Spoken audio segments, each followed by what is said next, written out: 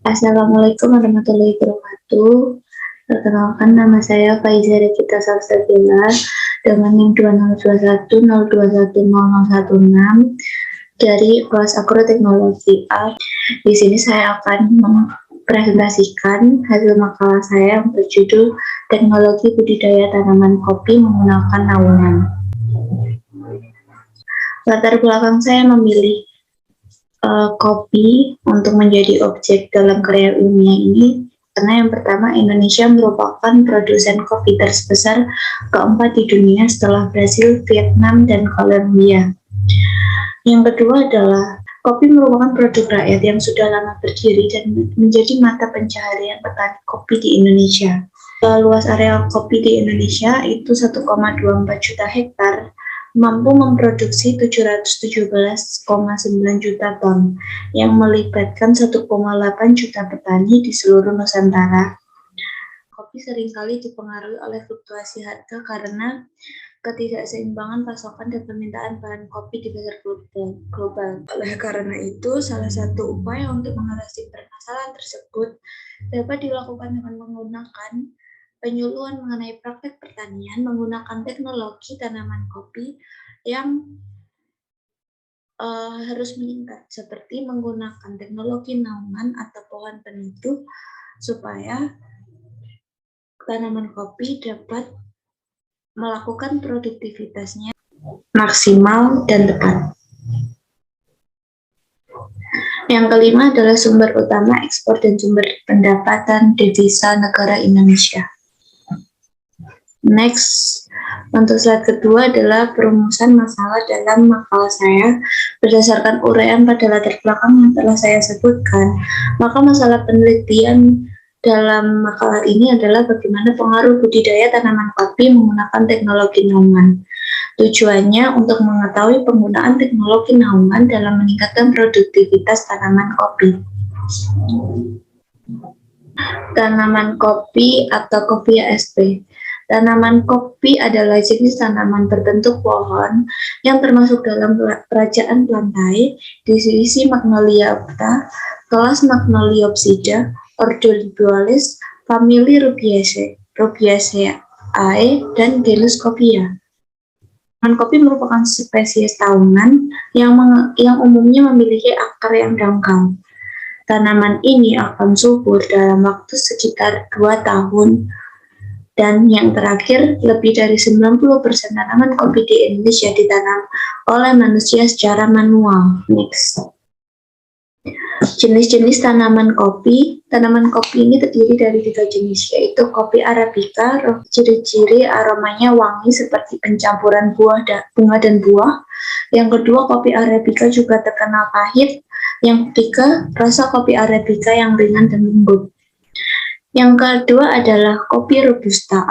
Kopi Robusta memiliki karakteristik rasa yang layaknya biji coklat. Yang kedua, aroma yang tercipta dari rebusan sangat istimewa dan manis. Dan yang ketiga adalah memiliki struktur yang lebih kaku. Yang ketiga adalah kopi Liberica atau Coffea liberica. Coffea liberica ini berasal dari Angola yang telah diolah di Indonesia sejak tahun 1965. Cara tumbuh dari kopi. Bulan kering lama 1-3 bulan. Yang kedua, curah hujan 1250-2500 mm per tahun. Yang ketiga, kemiringan tanah kurang dari 30%. Dan yang keempat, suhu udara rata-rata kopi Arabica yang sekitar 15-25 derajat Celcius, sedangkan kopi Robusta 21-24 derajat Celcius.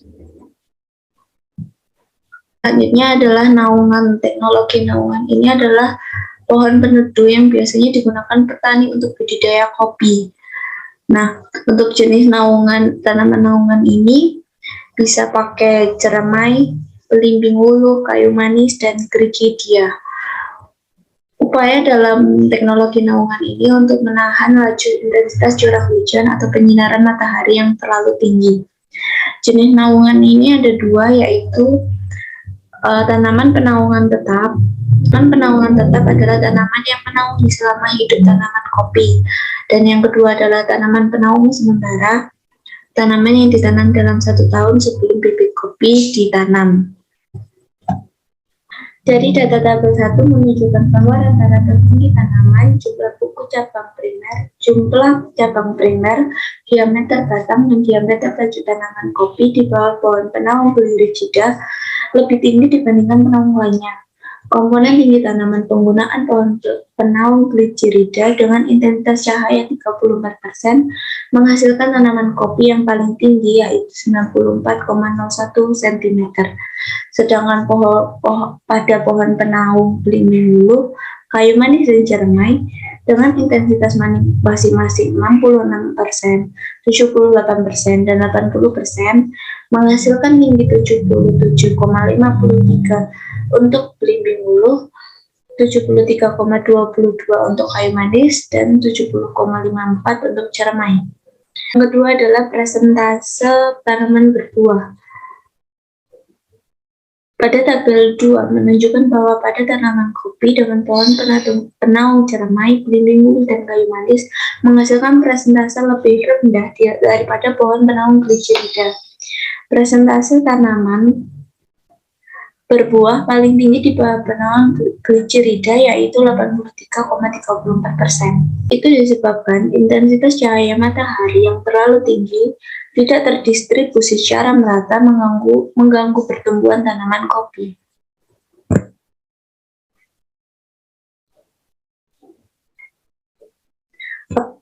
Aktivitas sintesa sukrosa dan sukrosa fosfat.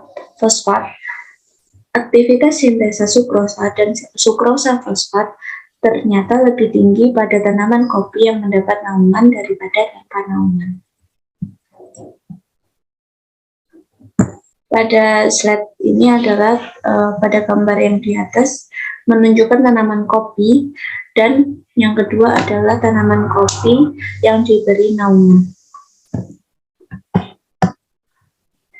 Kesimpulan dan saran dari makalah karya ilmiah ini adalah, berdasarkan hasil analisis dari pembahasan di atas, maka dapat disimpulkan bahwa budidaya tanaman kopi membutuhkan tanaman penaung sebagai pelindung untuk pertumbuhan tanaman kopi. Pertumbuhan tanaman kopi akan mempengaruhi produktivitas kopi, sehingga pasokan dan permintaan kopi di Indonesia akan seimbang dan tidak akan mengalami fluktuasi harga. Sarannya, berdasarkan analisis, maka dapat disarankan petani di Indonesia menggunakan pohon penaung jenis Gliricida atau pohon penaung jenis Johnson. Sekian, terima kasih dari presentasi dari saya. Kurang lebihnya mohon maaf. Wassalamualaikum warahmatullahi wabarakatuh.